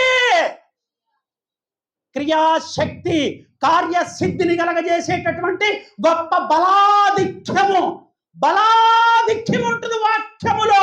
బలానికి సైతము ముళ్ళును విరిచేటటువంటిది, అపవాది తలలో సిలువను గుచ్చేటటువంటిది, అపవాదిని సైతం జయింపజేసేగలిగినటువంటి క్రియాశక్తిని కలిగి ఉండాలి మనమందరము కూడా. అందుకని మనం ఏమవ్వాలి? ఆత్మలో శిశువులు అవ్వాలి, జన్మించాలి. ఆత్మలో పెరిగి పెద్దవాళ్ళే కుమారులుగా అవ్వాలి. అప్పుడు వస్తుంది మన మీదకి అగ్ని వంటి అభిషేకము, గాలి వంటి అభిషేకము. ఒక గొప్ప శబ్దంతో వచ్చాడంట పెంతెకొస్తు భవనం మీదకి. ఎవరికన్నా కనపడ్డా? నీ ఆత్మీయ జీవితం కూడా అలాగే ఉండాలి. ఎలా ఉండాలి? దేవుడు చూడాలి నీ గురించి సాక్ష్యము. కంటికి కనపడని పరిశుద్ధాత్మ దేవుడు చెప్పాలి సాక్ష్యము. నీ గురించి నేను, నా గురించి నువ్వు చెప్పుకొని దాంట్లో వేసుకొని యూట్యూబ్లోనూ వాట్సాప్లో పెట్టేసుకుందామా? మన పరిచర్యను గురించి, మన గొప్ప భక్తిని గురించి, మన విశ్వాస జీవితాన్ని గురించి, ఎగిరే ఎగురులను గురించి, పాడే పాటలను గురించి ఎవరు చెప్పాలి సాక్ష్యం? హెబ్రీ 10:17 గుర్తు పెట్టుకోండి, నోట్ చేసుకుని ఇంటికి చదవండి. మన గురించి సాక్ష్యము త్రిత్వములో ఒకడైనటువంటి పరిశుద్ధాత్మ దేవుడు బలకాల. ఎవరి ముందో తెలుసా? సాక్షాత్తు తండ్రి సింహాసనం మీద కూర్చుంటే, సాక్షాత్తు మన రక్షకుడైన యేసుక్రీస్తు ప్రభువు నుంచునుంటే, సాక్షాత్తు త్రిత్వమై ఉన్న దేవుడు మన గురించి వాళ్ళిద్దరికి సాక్ష్యం పలకాలి. దేవునికి మహిమ కలుగునుగాక. పలుకుతాడా మీ గురించి? ఒక్కసారి ఆత్మ పరిశీలన చేసుకోండి. పలుకుతాడా? పరిశుద్ధాత్మ దేవుడు మీలో ఎవరి నుంచన్నా సాక్ష్యం పలుకుతాడా? ఈ సంవత్సరంతో ఈ దరిద్రాలను కొట్టివేయబడి చక్కటి పరిశుద్ధాత్మ శక్తి చేత కార్యసిద్ధిని కలిగించేటటువంటి అగ్ని చేత అభిషేకించబడుదురుగాక. ఆత్మ పూర్ణులుగా దేవుని కుమారులుగా ముద్రించబడుదురుగాక.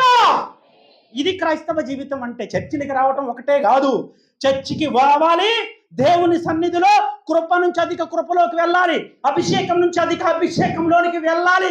ఒక గాలిలాగా పరిశుద్ధాత్మ దేవుడు ఎలా కార్యం చేశాడో నువ్వు కూడా అలాగా చేయాలి. ఒక సునామీ అవ్వాలి నువ్వు. సునామీ ఎంత గొప్పది, ఎంత శక్తి గలది అది అంటే సునామీతో పోలుస్తున్నా, కానీ ఈ గాలి అంతకంటే గొప్పది. దేవునికి మహిమ కలుగునుగాక. ఇక్కడ అదే కొరంథీ పత్రికలు 5-6 వచనాలు చూడండి ఒక్కసారి. 4 అంధకారములో నుండి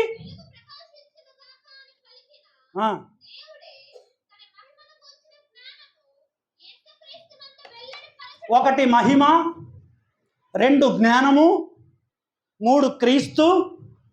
ఇది కూడా అంత ఆత్మదేవుడు రాసే లేఖనం. ఇది చదువు నాన్న.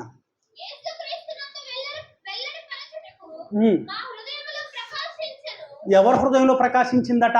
అంధకారములోంచి వెలుగు కలుగును గాక అంటాడు ఆదికాండములో దేవుడు. 1వ అధ్యాయము 1వ వచనాల్లో ఏముంటది? వెలుగు కలుగును గాక అని పలికితే వెలుగు కలిగింది. అలా వెలుగు కలుగును గాక అని పలికిన దేవుడు, ఆ యొక్క వెలుగును గురించి సాక్ష్యం ఇచ్చిన దేవుడు ఇక్కడ మా హృదయములలో వెలిసాడంటండి. ఎక్కడ వెలిసాడు? వెలుగు ఎక్కడ ఉండాలి? ఇప్పుడు ఎక్కడికి రావాలి వెలుగు? నీ హృదయములో వెలిగించబడాలి. నీ అంధకారములో ఉన్న నీ హృదయము ఎక్కడికి రావాలి? వెలుగుతోటి నింపబడాలి. అదే చెప్తున్నాడు పౌలు ఇక్కడ. నెక్స్ట్, కనుక మా గురించి మేము ఇక్కడ డప్పులు కొట్టుకోవటం లేదండి. మా పరిచర్య చూడండి, మా ముఖాలు చూడండి, మా అవతారాలు చూడండి, మా సూట్లు చూడండి, మా వ్యాన్లు చూడండి, మా ఆటోలు చూడండి, యూట్యూబ్లో మా ఛానల్ చూడండి, మా రేటింగ్స్ చూడండి అని మమ్ములను గురించి మేము ప్రకటించుకున్నట్లేదు. కానీ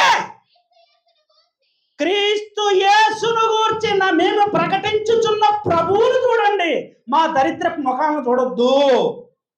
మేము నటులం, మహానటులం. మేము ప్రకటించే ప్రకటనలో ఎవరుండాలి? క్రీస్తు ఉండాలి. మహిమ ఎవరికి రావాలి? మేము ప్రకటించుచున్న క్రీస్తుకు రావాలి. దేవునికి మహిమ కలుగునుగాక. యేసును గూర్చి, ఆయనే దేవుడు అని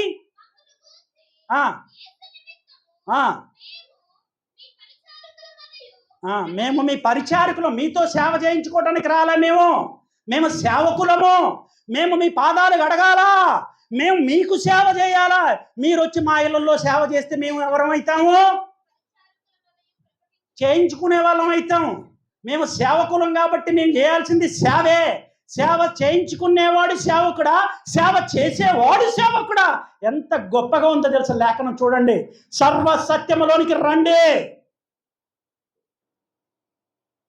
చదువు కంటిన్యూ. ఇంకొక పదం ఉంటుంది అక్కడ. ఆ బలాధిక్యము నోట్ చేసుకోండి. బలాధిక్యమట మామూలమైంది కాదు. మేము చేసే సువార్త, మేము చేసే పరిచర్య, మేము చేసేటటువంటి ప్రతి పని కూడా ఆ దేవుని పని మామూలమైనది కాదు. మీరు మాకు సన్మానాలు చెయ్యొద్దు, మాకు కానుకలు ఇవ్వద్దు. ఈ శక్తి ఎవరిది అంటే దేవునిది. అంటే నీలో ఉన్న నీ పరిశుద్ధాత్మ దేవుని యొక్క అభిషేకాన్ని బట్టి నీలోనికి వచ్చినటువంటి కార్యశక్తి అది. ఆ శక్తిని బట్టి నువ్వు చేస్తూ ఉన్నావు. నీలో నుంచి ఆ యొక్క కార్యాన్ని జరిగించేది ఎవరు? దేవుడు. అందుకంటున్నాడు పౌలు, మీరు మమ్ములను చూడొద్దు, మేము ప్రకటించే యేసును చూడండి. ఎందుకంటే ఆయనే దేవుడు, ఆయన దేవుని స్వరూపై ఉన్నాడు. అంధకారంలోంచి వెలుగును గాక అని పలికిన దేవుడు, ఆ వెలుగు మా హృదయాల్లోంచి వస్తుంది. అంటే మేము చెప్పే సువార్తే వెలుగు. దేవునికి మహిమ కలుగును గాక. నశించే వాళ్ళకి వెరితనం, కానీ రక్షించబడే వాళ్ళకి ఏంటది? మహాశక్తి. అదే చెప్తున్నాడు. నోట్ చేసుకో. మంటి ఘట్టములలో ఈ ఐశ్వర్యము మాకు కాలదు. ఒక ఐశ్వర్యం ఉందంట పౌలు దగ్గర, ఒక కార్యశక్తి ఉందంట పౌలు దగ్గర. ఆ ఐశ్వర్యము, ఆ బలాధిక్యము మంటి ఘట్టములలో మాకు గలదు. మనం ఎవరు? మంటి ఘటాలము. మట్టితో చేసి మట్టిలో కలిసిపోయే నాలో ఏముంది అంటే ఆ బలాధిక్యము ఉన్నది, ఆ కార్యసిద్ధిని కలిగించే ఆ క్రియాశక్తి ఉన్నది, ఆ యొక్క ఐశ్వర్యము. ఏంటి ఐశ్వర్యము? వాక్యము, సువార్త వాక్యం అనే ఐశ్వర్యము మంటి ఘటములలో ఉందంట. అంటే నీలో నాలో. దేవునికి మహిమ కలుగునుగాక. ఆ ఐశ్వర్యము నీలో ఉంటే నువ్వేమయ్యావు? ఇప్పుడు నువ్వే బంగారు గని. మీ భాషలో చెప్పండి, నువ్వు ఇప్పుడు ఏంటి? నీలో బంగారం ఉన్నప్పుడు నువ్వేమయ్యావు? ఇప్పుడు ఎంతమంది గనులు ఉన్నారు చెప్పండి? ఇందులో బంగారు గనులు ఎన్ని ఉన్నాయి? ఇనప గనులు ఎన్ని ఉన్నాయి? మంటి గలములలో, మంటి ఘటములలో మాకు ఐశ్వర్యము గలదు. మట్టిలో ఉన్న మాలో ఉందండి ఈ బలాధిక్యము, ఈ యొక్క ఐశ్వర్యము అంటున్నాడు పౌలు. ఏంటి ఐశ్వర్యం అంటే? పరిశుద్ధాత్ముని యొక్క అభిషేకము. నువ్వు దేవుల్లో పుడితే, ఆత్మచేత నువ్వు పుడితే, ఆత్మలో నువ్వు పుడితే నీలోనికి ఆ బలాధిక్యం వస్తుంది. నీలోనికి ఆ యొక్క ఏంటది? ఐశ్వర్యం. ఎంత గొప్ప పదం అది! నీ ఆస్తి, నీ ఐశ్వర్యం ఎవరి వాళ్ళ? చెప్పండి, నిజంగా చెప్పండి, ఎవరు? దేవుడా. మెల్లో ఏమున్నాయి? తలలో ఏమున్నాయి? చేతులకి ఏమున్నాయి? కాళ్ళకి ఏముంది? వెండి ఉంది. చేతులకి ఏమున్నాయి? ఉంగరాలు ఉన్నాయి. మెల్లో ఏమున్నాయి? బంగారం ఉంది. ఇంట్లో ఏముంది? బీరువాలో డబ్బు ఉంది. ఇప్పుడు చెప్పు, నీ దగ్గర ఏముంది? నీ ఒంటి మీద బంగారం ఉంది, నీ ఇంటిలోన బంగారం ఉంది, నీ ఒంటి మీద ఐశ్వర్యం ఉంది, నీ ఇంటిలోన ఐశ్వర్యం ఉంది. కానీ నీ లోనుందా? దేవునికి మహిమ కలుగునుగాక. ఈ ఐశ్వర్యం నీలో ఉందా? సంగమా ఉందా? నీ హృదయంలో ఈ ఐశ్వర్యం ఉందా? నీ హృదయంలో ఈ బలాధిక్యము ఉందా? నీ హృదయంలో ఈ కార్యసిద్ధిని చేసే కార్యశక్తి ఉందా? దీన్ని మించింది ఇంకేముంది? ముల్లోకాల్లో ఉందా? దాన్ని ఇస్తానంటుంటే మనం దాన్ని పక్కకు దోసి, నేను కూడా ఎల్ఎల్బీలు చేసి, ఎంబీఏలు చేసి, సివిల్స్కి వెళ్ళి నానా సికాకు చేసుకున్న జీవితాన్ని అర్థం కాక దేవుడు పిలిచాడు, ఇవన్నీ పక్కకు పెట్టి ఈ బలాధిక్యం తీసుకున్నాడు. దేవునికి మహిమ కలుగునుగాక. ఇది పౌలు చెప్పే బోధ. ఏం బోధ? అందుకనే లేఖనం ఏం చెప్తుంది తెలుసా మనకి? క్రీస్తు అనే బండ మీద అపోస్తులు కట్టిన పునాది. ఇదేం పునాది? ఏం పునాది వేస్తున్నాడు పౌలు సంఘానికి? ఈ రోజున ఆత్మచేత నింపబడినటువంటి అపోస్తుల్లో ఒకడైనటువంటి పౌలు గారు ఈ సంఘానికి వాళ్ళ ఏం బోధ చేస్తున్నాడు? పరలోకమునికి వెళ్ళేటటువంటి బోధ, యోగ్యతను తెచ్చే బోధ, అర్హతను తెచ్చే బోధ, క్రీస్తు ముందు రేపు పొద్దుట నిలవబెట్టేటటువంటి శక్తి కలిగిన బోధ. దేవునికి మహిమ కలుగునుగాక. ఇంకొక లేఖనం చూపించి ముగిచ్చేస్తా. యెషయా 10:27.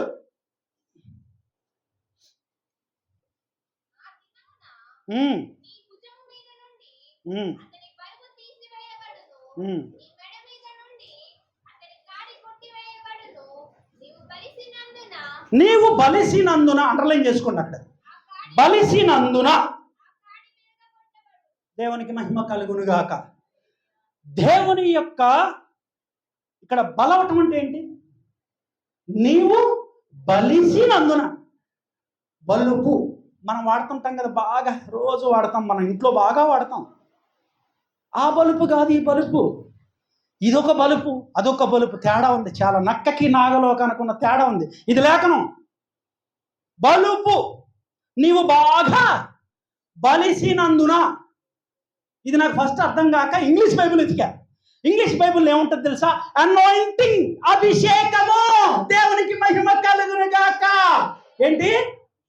అనాయింటింగ్ అని ఉంటుంది ఇంగ్లీష్లో. అంటే అభిషేకము. దేవునితో అభిషేకించబడిన నువ్వు బలుస్తావు.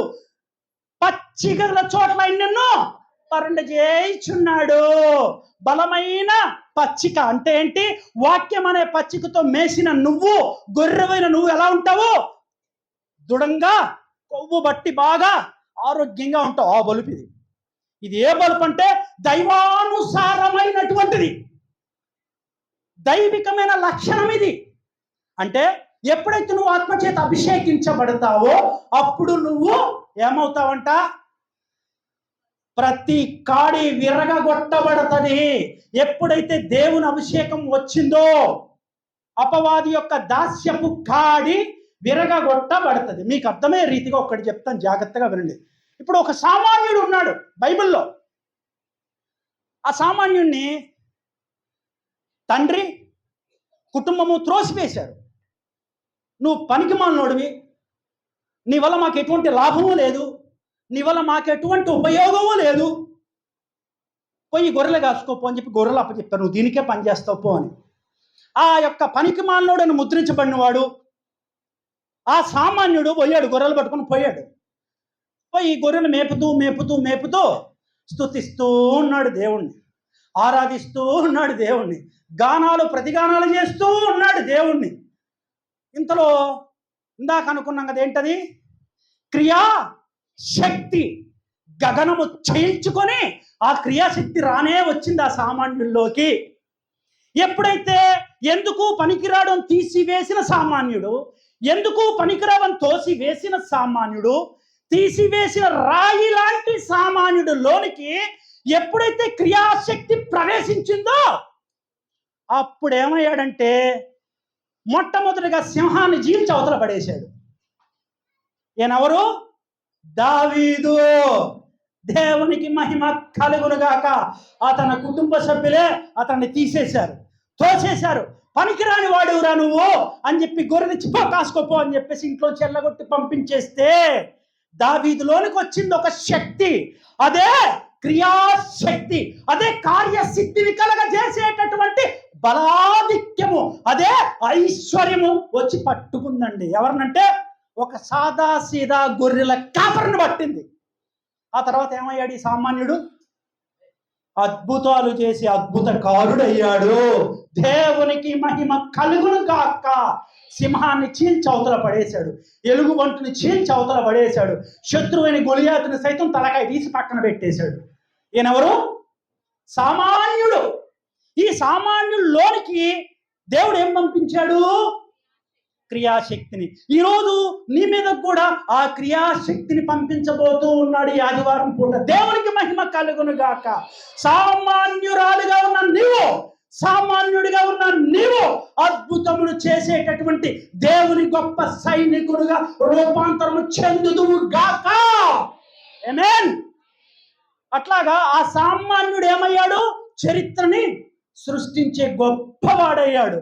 అలాగే దేవుడు మనల్ని కూడా, మన పట్ల కూడా ఆ క్రియాశక్తిని ఇవ్వటానికి రెడీగా ఉన్నాడు. నువ్వు జన్మిస్తావా? ఆత్మలో నువ్వు జన్మిస్తావా లేదా?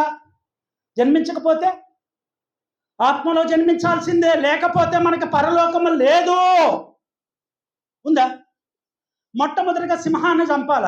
సింహము అంటే అర్థం ఏంటంటే బబులోను ఆత్మ, స్పిరిట్ ఆఫ్ బాబిలోన్, అంటే కన్ఫ్యూజన్ స్పిరిట్, అంటే నిన్ను గందరగోళంలోనికి తీసుకెళ్ళిపోద్ది. ఏమాత్మది? బబులోను ఆత్మ, స్పిరిట్ ఆఫ్ బాబిలోన్ అంటారు దాన్ని. అంటే నువ్వు కన్ఫ్యూజన్ స్టేట్ ఆఫ్ మైండ్, నీకంటూ ఒక ఖచ్చితత్వం ఉండదు, గందరగోళం అవుతా ఉంటావు. అందుకే మొదటగా ఏం చంపాలి అంటే సింహాన్ని చంపివేయాలి. నువ్వు ఆ క్రియాశక్తితో, దేవుని అభిషేకంతో నువ్వు బలిసినందున ప్రతి కాడి విరగగొట్టబడును. ఆ బబులోను ఆత్మ ఏమవ్వాలి? విరగగొట్టబడాలి. ఆ కాడేమవ్వాలి? విరగగొట్టబడాలి. రెండవదిగా ఎలుగుబంటి. ఎలుగుబంటి అంటే పారసీకుల ఆత్మ, బానిసత్వపు ఆత్మ. ఇదేమాత్మ? మొదటిది కన్ఫ్యూజన్, గందరగోళం చేసేది. అంటే దుర్బోధలు, అబద్ధ ప్రవక్తలు వచ్చి నిన్ను పట్టుకోకుండా ఈ క్రియాశక్తి, ఈ అభిషేకం నీ మీద నిలిచి ఉండటాన్ని బట్టి నీకెవడూ బోధించిన అవసరమే లేదు. ఉందా లేదా లేఖనం? ఆయన అభిషేకము నీలో నిలిచి ఉంది కనుక నీకెవడు బోధించిన అవసరం లేదు. ఆయనే బోధకుడే నీలోనికి వచ్చిన తర్వాత నిన్ను ఎవడన్నా సత్యం నుంచి తప్పించగలుగుతాడా? నిన్ను నీతి నుంచి తప్పించగలుగుతాడా? నీ ఆత్మీయ జీవితం నుంచి తప్పించి గందరగోళం చేయగలుగుతాడా? అందుకే మొదట ఏం చేయాలి అంటే సింహాన్ని చంపేసేయాలి. రెండవదిగా ఏం చేయాలంటే ఎలుగుబంటిని చంపాలా. ఎలుగుబంటి బానిసత్వానికి మాదయ్య పారసీక రాజ్యం ఉండేది. ఈ పారసీక రాజ్యం అంటే దేవుని పిల్లలను, దేవుని ప్రజలను కట్టేసి కొరడాలతో కొట్టి బానిసలుగా చేసి, బందీలుగా చేసి వాళ్ళని హింసించేవాళ్ళు. అందుకని ఏం చేయాలి? ఈ ఎలుగుబంటి అనేటటువంటి దాస్యపు ఆత్మని, బానిసత్వానికి గురి చేసే ఆత్మని చంపివేయాలి. నువ్వు దేనితో చంపివేయాలంటే నీ శక్తి, నీలో ఉండేటటువంటి కార్యసిద్ధిని కలగజేసేటటువంటి ఆ క్రియాశక్తి, ఆ బలాధిక్యము, అదే అభిషేకము. ఇదే పరిశుద్ధాత్మ శక్తి అంటే. ఎగిరేది కాదు ఇది, దూకులు పెట్టేది కాదు ఇది, అల్లరి చేసే ఆత్మ కాదు. జాగ్రత్త. పరిశుద్ధాత్మ దేవుణ్ణి దూషించితే ఈ యుగమునందు కాదు, ఏ యుగములో కూడా క్షమాపణ లేదు. తెలుసా మీకు? తెలుసా ఈ విషయము? దేవుడు మన మీద కంటే పరిశుద్ధాత్మ దేవుడు మన మీదకి రాకుండానే వచ్చినట్టుగా ఎగురులు పెట్టి గంతులు పెడితే ఎవరిని నువ్వు దూషిస్తున్నట్టు? పరిశుద్ధాత్మ దేవుణ్ణి. ఆయన అభిషేకం నీలోకి రాకుండా, ఓ నా మీదకి అభిషేకం వచ్చేసింది, నేను కొబ్బరి నూనె పోస్తా, ఆ నూనె పోస్తా, ఈ నూనె పోస్తా అని నువ్వు అద్భుతాలు చేస్తే నువ్వేమవుతావో తెలుసా? అగ్ని చేత కాల్చివేయబడతావు. జాగ్రత్త. ఆషామాషిగా ఉందా ఆత్మదేవుడు అంటే? త్రిత్వములో ఒకడైన దేవుడు, తండ్రి, కుమార, పరిశుద్ధాత్మ దేవ, ముగ్గురు సమానమైన శక్తి గలవారు. ఎవరికి ఎవరు తీసిపోరు. అదే ట్రినిటేరియన్ గాడ్. త్రిత్వమై ఉన్న దేవుడు, త్రియేక దేవుడు. దేవునితో ఎప్పుడు కూడా మనము ఆటలు ఆడరాదు. అబద్ధపు ప్రవచనాలు గాని, అబద్ధపు మాటలు గాని, వచ్చినట్లుగా నటించినా, రాని భాషలు మాట్లాడినా తాట తీస్తాడు. జాగ్రత్త. దేవునికి మహిమ కలుగును గాక. అదంత ప్రమాదమో తెలుసా మీకు? మరణకరమైన పాపం అంటే ఏంటో తెలుసా మీకు? పాపాలు 2 రకాలు ఉన్నాయి బైబిల్లో. ఇది చెప్పి ముగించేస్తా. ఒకటి మరణకరమైన పాపము, రెండవది మరణకరము కాని పాపము. కానీ లేఖనం ఏం చెప్తుంది మనకి? అదిగో, యేసు రక్తం ప్రతి పాపం నుండి మనలను, యేసుక్రీస్తు క్షమించిన పాపం మూలోకాల్లో ఉందా? ఉందా? లేదు. కానీ మరణకరమైన పాపం ఒకటి ఉందంట. వాక్యం చెప్తోంది. యేసు రక్తం రాదు నీ మీదకి. ఎప్పుడు తెలుసా? ఎప్పుడైతే నువ్వు పరిశుద్ధాత్మ దేవుణ్ణి అవమానించావో, దూషించావో, నీకు పాప క్షమాపణ లేదు. దేవునికి మహిమ కలుగును గాక. ఆత్మాభిషేకం నీ మీదకి రాకుండా వచ్చినట్లుగా నటించావా, తాట తీస్తాడు దేవుడు. ఆత్మవరములు, కృపావరములు నీ మీద లేకపోయినా ఉన్నట్లుగా భ్రష్టాత్మ చేత నింపబడిన నీవు పరిశుద్ధాత్మని చెప్పుకొని తిరిగావా, నీకు నరకమే. క్షమాపణ లేదు. ఆ వాక్యం నీ మీదకి రాదు. అది మరణకరమైనటువంటి పాపము. క్రీస్తు రక్తము కూడా, క్రీస్తు కూడా నిన్ను దాటెళ్ళిపోతాడు. నీ మీద ఆగడు. సంహార దూత నిన్ను దాటి వెళ్ళదు. దాటి వెళ్తే మనకు మోక్షం ఉన్నట్టు, కానీ దాటి వెళ్ళదు, సంహరించి వెళ్తాడు. అది మరణకరమైన పాపము. సంగమా, ఇవాళ చాలా తప్పుడు బోధలు జరుగుతున్నాయి. వాక్యము 2 అంచుల ఖడ్గము. ఒకవైపు పట్టుకొని వేలాడుతున్నారు. 2 వైపుల పదులు ఉంటుంది వాక్యానికి. ఫిబ్రవరి 4:12 దేవుడు ఎంత దుఃఖిస్తున్నాడు తెలిసి ఇవాళ. ఆయన గురించిన పరిపూర్ణ జ్ఞానంలోనికి సంఘాలు రావట్లేదు. సంఘాలు కట్లు తెంచుకొని బయటికి గొర్రెలు పారిపోయి నశించిపోతున్నాయి. నశించిపోయే గొర్రెల కోసం దేవుడు దుఃఖిస్తున్నాడు ఇవాళ. సజీవము గలదై, బలము గలదై, 2 అంచులు గల, ఒక అంచు పట్టుకొని తిరుగుతున్నారు దైవ సేవకులు ఇవాళ. ఇంకొక అంచు వదిలేశారు. ఒక అంచే తెలుసు, 2 అంచులు తెలుసుకోవాలి. 2 అంచుల ఖడ్గము వాక్యం అంటే. ఎవరికి తోచినట్లు వాళ్ళు వాక్యాన్ని అంగీకరిస్తున్నారు. ఎవరికి తోచినట్లు అంటే ప్రత్యక్షతలు రావట్ల. దైవజనుడు ప్రత్యక్షతనివ్వాలి సంఘానికి. ఇప్పుడు మీ దైవజనులు ఉన్నారు, ఆయన ఒక సమాచారం మీకు చెప్పాలంటే వెనక ఎంత ప్రార్థన ఉంటుందో తెలుసా మీకు? ఒక మెసేజ్ చెప్పాలంటే దాని వెనక దైవజనుడు కన్నీరు ఉంటుంది. దైవజనుడికి ఒక ప్రత్యక్షత ఉంటుంది. దైవజనుడు దాని వెనక చేసినటువంటి గొప్ప ప్రార్థనా జీవితం ఉంటుంది, గొప్ప పరిశుద్ధ జీవితం ఉంటుంది. అప్పుడు యేసుక్రీస్తు ప్రభువారు తన ఆత్మ ద్వారా దైవజనుడికి ఒక ఉన్నతమైన ప్రత్యక్షతను, ఒక లోతైన సత్యాన్ని ఇస్తే, ఆ ప్రత్యక్షతను, ఆ సత్యాన్ని పట్టుకొచ్చి దైవజనుడు ప్రతి ఆదివారం మీకు ఏమిస్తున్నాడు? సర్వసత్యాన్ని బోధిస్తూ ఉన్నాడు. నువ్వు ఏం చేయాలి? ఏం చేయాలి? వినువారముగా ఉండాలి. అంతేగా, వినువారముగా బతికేయాలి. చేసేదెవరు? మరి విశ్వాసం అనేది క్రియలు ఉన్నదా, క్రియలు లేనిదా? క్రియలు లేని విశ్వాసము ఏంటది? అన్నీ తెలుసు మీకు. మళ్ళీ దైవజనుల కంటే ఎక్కువ తెలుసు వాక్యం, కానీ ఒక అంచే తెలుసు. రెండో అంచు తెలుసా మీకు? రెండో అంచు తెలుసా? ఇందాక అదే నువ్వు చదివిన రోమా 1:19. నీకు తెలియసక్కమైనది నీకు ఇచ్చేశాడు సర్వసత్యాన్ని, నువ్వు తీసుకున్నావు, కానీ తిరిగి ఏం చేస్తున్నావు? నోటితోటి ఉచ్చరిస్తున్నావు వాక్యాన్ని. నీ హృదయంలో ఉందా? నీ క్రియలలో ఉందా? నీ జీవితంలోనికి దాన్ని మార్చుకోగలిగావా? నువ్వు పొందుకున్న లేఖనాన్ని, నువ్వు పొందుకున్న వాక్యాన్ని నీ క్రియలలోనికి మార్చుకున్నావా, నోట్లో ఉంచుకున్నావా? మరి క్రీస్తు జన్మించేది నీ హృదయం ఎలాగా? శిశువు కింద జన్మించాలంటే ఎట్లాగా? అదే మరి నువ్వు క్రీస్తులో ఏమవ్వాలి? జన్మించాలి, ఆత్మలో జన్మించాలి. మనిషి సంగతులు మనిషికి తెలుసు, దేవుని సంగతులు దేవుని ఆత్మకి తెలుసు. దేవుని ఆత్మ నీలోకి రాకపోతే నువ్వు వినువాడవుగా ఉంటావు, చేసేవాడుగా ఉండవు. ఎందుకంటే క్రియాశక్తి లేదు, కార్యసిద్ధి లేదు, బలాకిత్యము లేదు, ఐశ్వర్యము లేదు. ఈ 4 ఉండాలి నీలో.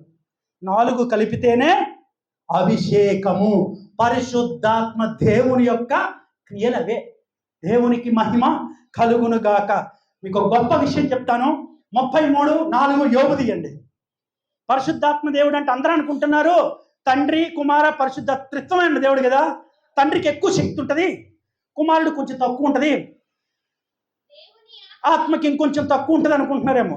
ముగ్గురు సమానమైన శక్తిలో ఉన్న వాళ్ళే, ముగ్గురు సమానమైన దైవత్వంలో ఉన్న వాళ్ళే, ముగ్గురు సమానమైన మహిమ ప్రభావాలతో ఉన్న వాళ్ళే. 33:4 యోబు. చాలు, మళ్ళీ చదువు. దేవుని ఆత్మ ఇప్పుడు మిమ్మల్ని చేసింది ఎవరు? ఎవరు మిమ్మల్ని సృష్టించింది? సృష్టికర్త ఆత్మదేవుడు మనల్ని సృజించాడు.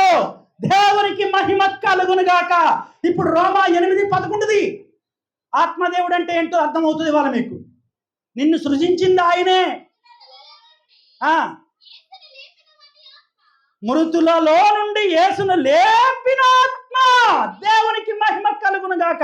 ఇందాకేమో నిన్ను సృజించిన ఆత్మ, ఇప్పుడు యేసుక్రీస్తు ప్రభువారు శిలువలో మరణించి సమాధి చేయబడి 3వ రోజు లేచారు కదా. ఆ మృతులలో ఉన్నటువంటి యేసుక్రీస్తుని లేపింది ఎవరు?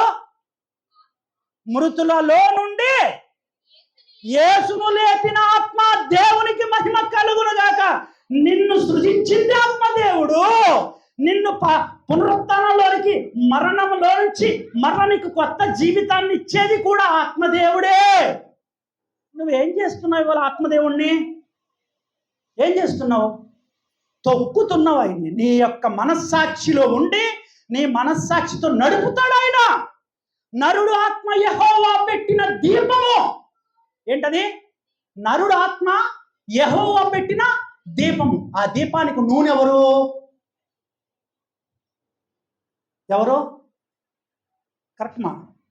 ఆ నూనె ఎవరంటే పరిశుద్ధాత్మ దేవుడే. నువ్వు ఇప్పుడు ఏ నూనెతో నడుస్తున్నావు? పరిశుద్ధాత్మ నూనెతో నడుస్తున్నావా? నడిస్తే పౌలులాగా మాట్లాడతావు. పౌలు చేసిన పనులు చేయాలి. సముద్రాలు చీల్చబడాలి, కోట గోడలు కూల్చబడాలి. నువ్వు నడుస్తుంటే దయ్యాలు వెళ్ళగొట్టబడాలా. నువ్వు ప్రార్థన చేస్తే సచ్చిన శవాలు లెగాలా. నువ్వు ప్రార్థన చేస్తే మూసుకుపోయిన కళ్ళు తెరవబడాలి. నువ్వు ప్రార్థన చేస్తే మూగపోయిన వాడు మాట్లాడాలి. నువ్వు ప్రార్థన చేస్తే కాళ్ళు లేనివాడు లేచి గంతులు వేయాలి. ఇది కదా ఆత్మదేవుడిచ్చేటటువంటి అభిషేకం పొందుకున్నటువంటి జీవితం అంటే. మరి మన వాళ్ళు చేస్తారు నూనె పూసి. ఏమైనా పోతుందా అంటే దీన్ని బట్టి అర్థం ఏంటి? మనకి కార్యశక్తి ఉందా? వాళ్ళలో క్రియాశక్తి ఉందా? అందరం నింపబడాలి. నిన్ను సృజించిన ఆత్మదేవుడు నిన్ను రేపొద్దుట పునరుత్థానంలోకి తీసుకొని వచ్చేవాడు ఆయనే. అందుకే రెండవ మరణము నీకు ఏ హానియో చేయదు. అంటే రెండవసారి ఇచ్చే జీవితం ఎవరిస్తున్నారు నీకు? పరిశుద్ధాత్మ దేవుడు. దేవునికి మహిమ కలుగునుగాక. అటువంటి ఆత్మదేవుడు మనం ఏం చేస్తూ ఉన్నాము? ఫిలిప్పు 3వ అధ్యాయం కంప్లీట్ అయిపోయింది. 20-21 చూడండి.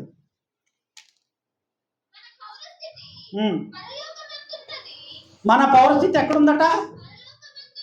మనం ఎక్కడున్నాం? మనం ఇప్పుడు ఎక్కడున్నాం?